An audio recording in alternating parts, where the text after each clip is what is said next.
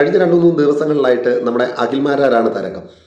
അപ്പം അഖിൽമാരാരെ കുറിച്ച് പറയുകയാണെങ്കിൽ പുള്ളിക്ക് എവിടെ നെഗറ്റീവ് റീച്ച് എവിടെ കിട്ടുന്നു അവിടെ കയറി അള്ളിപ്പിടിക്കും.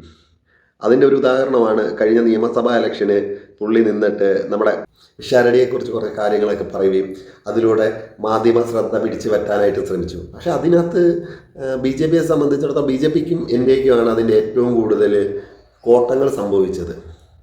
അതുപോലെ ഈ പറയുന്ന ബിഗ് ബോസിലാണെങ്കിലും പുള്ളി സൈലൻ്റായിട്ട് നിന്നിട്ട് വിന്നറാകാനായിട്ടുള്ളൊരു ശ്രമവും കൂടാണ് നടത്തിയത്. അതുപോലെ തന്നെയാണ് ഈ ആഷ്മിയുമായിട്ടുള്ള ആ ഒരു സംവാദത്തിൽ പുള്ളി നേടിയത്. കാരണം ആഷ്മിയെയും മറ്റ് ആൾക്കാരെയും കുറിച്ച് പറയുകയാണെങ്കിൽ ഇവർ വളഞ്ഞിട്ട് ആക്രമിക്കുകയാണ് അഖിൽമാരാരെ എന്നതാണ് പുള്ളിക്ക് കൊണ്ടുവരാനൊത്ത ഒരു സംഭവം.